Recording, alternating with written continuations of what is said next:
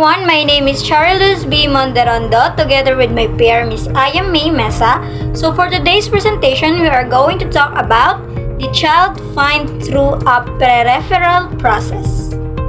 So referral process is for evaluating, and special education begins by identifying students who have additional needs and who may be at risk for developmental disabilities. School guidance counselor, early childhood teachers, primary school teachers, and community-based daycare workers are often the first to notify the developmental delays in children. Other instance, the parents themselves notice the delay of their children, and they will seek consultation with pediatrician and others specialists. In this topic, nagsisimula dapat tayo or we should identify the students who needs more focus, like kung special ba yung estudyante natin. So, sino nga ba dapat ang unang-munang nakakaalam? Syempre, first is the family. Bakit nga ba nauna ang family or parents? Una-una sa lahat, kasi sila yung mas nakakaalam sa bata kasi magkasama sila araw-araw. And next is the teacher. Syempre, teacher. Dahil simula pagkabata ng estudyante, nakikita din ng mga teacher, so pwede tayong mag-ask. Ask some question to the teacher na nag-handle dun sa bata.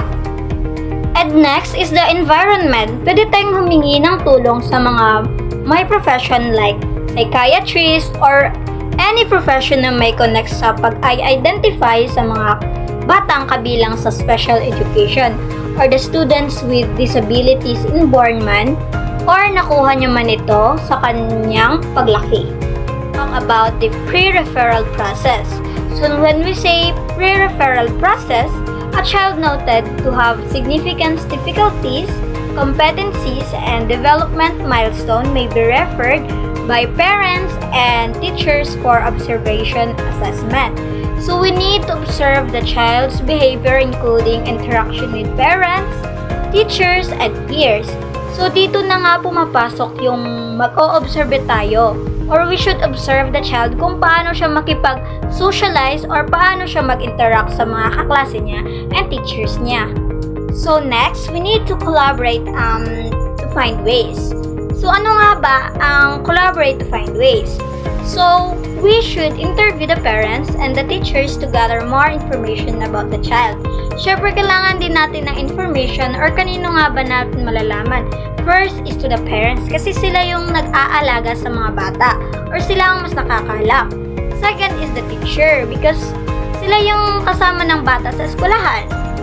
And next is review of school records and analysis of child's academic output through error, analysis, portfolio assessment, and criterion referred and curriculum-based assessment according to Taylor 2009. So, dito na nga pumapasok ang Taylor 2009. So, when we say Taylor 2009, meron ditong mga steps na binigay or process na mamaya madidiscuss natin siya kung ano nga ba ang mga process na binigay ng Taylor 2009. So, this is the example of pre-referral strategies. The teacher, parents, and other school staffs or the environment we should collaborate para makatulong sa mga estudyante or mga taong PWDs, especially yung mga estudyante na pasok sa special education. So let's talk about naman sa pre-referral strategies. So in pre-referral strategies, merong designed to provide immediate instructional behavioral management support to a child. So it is an intervention serves as one mechanism for screening students who may be eligible for special education. So based on severity, the degree of needs, syempre dapat nating alamin kung sino nga ba yung mga estudyante na belong doon para ma-identify natin yung kung ano nga ba ang pangangailangan nila, tapos meron tayong mga strategies na ginagamit tulad nga ng sabi ko. Next is lessen the number of the cases referred for special education and makes efficient use of time and financial resources that could have been spent for special education assessment. It is based on Hayward 2013. So in addition, it will also lessen the tendency of special education in using time as children raised to be tested rather than the instructional behavioral support they need. Nga nang nasabi ko kanina na mayroong strategies or process. So, let's proceed now in pre-referral process. So, ito na nga yun, we have initial identification, determination of teaching areas and strategies, implementation of teaching programs, and evaluation of teaching program. So, we will discuss first the first strategy. So, first we have the initial identification. So, in the first stage, in the pre-referral process, the initial identification is where the recognition of potential problems, parents or teachers' observation and review of school records, classroom observations. So in the first step or the first process, it begins with someone or parents or member of school staff starts to have concerns about the student's behavior. So teacher should recognize the problem of the student. So, dapat nating malaman or alamin yung mga pwedeng maging signs like pwede yung bata ay mababa yung grades or nagkakaroon siya ng difficulty in socializing or kung paano siya mag-i-interact sa mga kaklase niya. Or minsan lack of motivation, parang ganon. Kailangan natin hanapin yung mga signs nga ganon nga siya or kung pwede siya makapasok dun sa special education program. So, for the next process, my peer will explain it to you guys. So, sa pangalawa naman, meron tayong determination of teaching areas and strategies. So, dito na nga papasok ang small group instruction and direct instruction. So, sa next step naman, nakuha naman natin yung data or information. So, dito, pag nakuha na ang information or yung mga listahan ng mga estudyante na pwedeng mapasama, in this stage, pinag-uusapan naman siya or nire-review ang mga information na nakuha natin para makapag-umpisa na silang mag-discuss na pwedeng makatulong sa estudyante ng mga paraan para malaman nila ang mga dapat gawin or yung dapat nilang i-adjust or ibigay dun sa estudyante yung pwedeng baguhin. So, the third stage naman is the implementation of teaching programs. First is addition in class or after-school support. Next, modification of classroom environment and behavior. And modification of instructions to address potential needs. So, in this stage, dito nagaganap yung tinatawag nating implementation.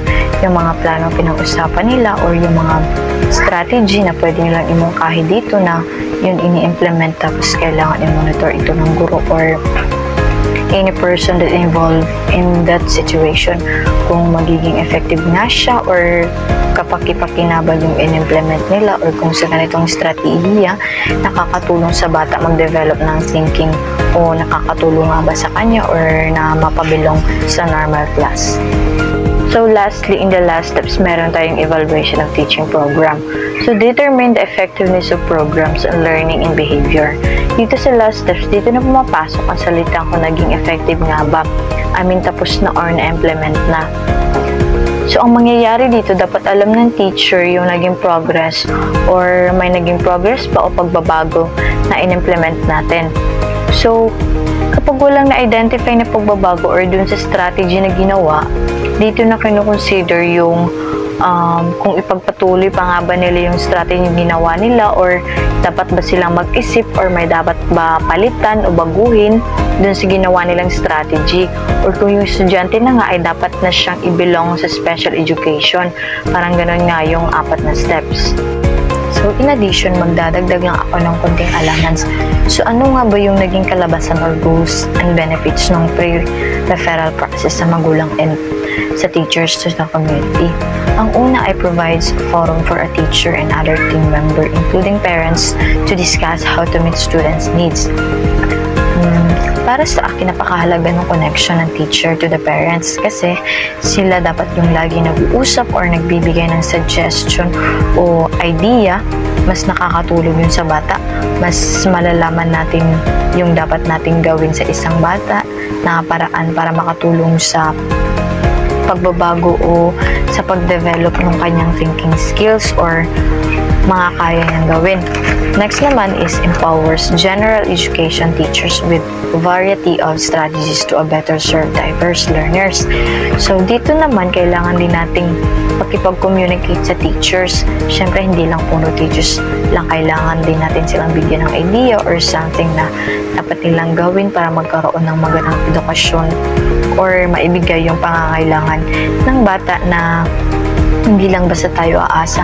Kailangan din nating mag-suggest o magbigay ng idea kung ano dapat nilang gawin para ma-improve niya yung thinking skills ng isang bata, lalo na yung mga pasok sa special education. Next naman is to prevent the overrepresentation of students from a particular group in special education. So yun nga, kapag belong nga siya dun sa ganong kind of education, siguro kailangan nating iparamdam minsan na even belong siya dun, normal person pa rin siya. Kailangan nating i-treat na para hindi niya nararamdaman na hindi siya belong. At parang kailangan naman nating bigyang pansin kung ano nga ba yung mga bagay o paraan na makakatulong sa kanya in terms of learning or education. And lastly is improves communication between parents in the school by involving families in the process. So, hindi naman siya magsasucceed kung isang tao lang yung gagawa, di ba? Mas maganda, mas marami, mas nagtutulungan tayo para yung plan natin o strategy na gusto nating mangyari o mag-change sa isang bata, especially kapag pasok siya sa special education. Magbibigay tayo ng impormasyon, idea, or mga paraan yung nakakatulong sa kanya. Kung ano ba ang paraan, sa ano ba, more on arts, more on props. We should suggest, wala naman mawawala. Pero dapat tandaan natin na tama at may limitasyon pa rin. We should put limitation on everything that we need to decide. Siyempre, dapat pag-isipan. So, kailangan nating magtulungan to help the children mag-improve siya mentally, physically, or normal man siya, o PWD, or delay yung pag-iisip niya. We should help each other para sa ikabubuti ng estudyante. The Story of Data, a special education tale. Carrie loves kindergarten. She likes story time, and she loves to feed the class bird. But Carrie's teacher has noticed that Carrie's language skills aren't progressing. She also writes very slowly. Carrie's parents agreed to an evaluation for special education services. Carrie and her parents don't know it, but the data from this day are going to change her life for the better. The data show that Carrie's delayed fine motor skills and difficulties with listening comprehension are making it very hard for her to keep up. With these data, Carrie is found eligible for special education services, and the IEP team develops an individualized education program based on Carrie's unique strengths and needs. But the story of Carrie's data doesn't stop there.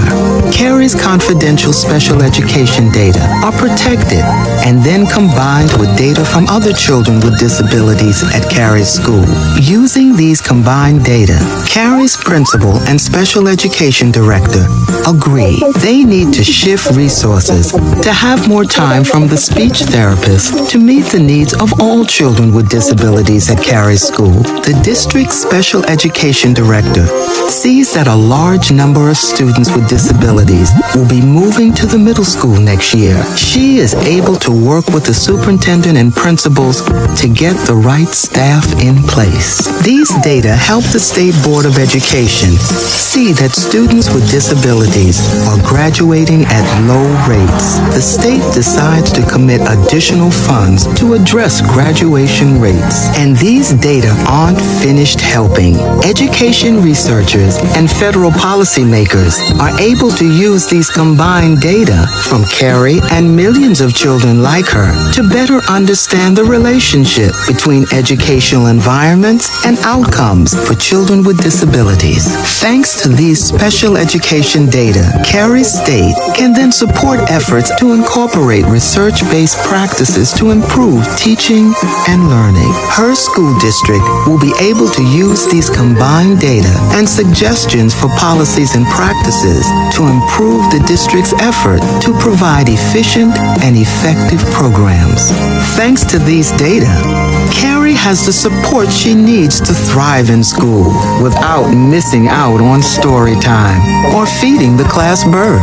So now Carrie is ready for first grade, where we hear they have a pet bunny.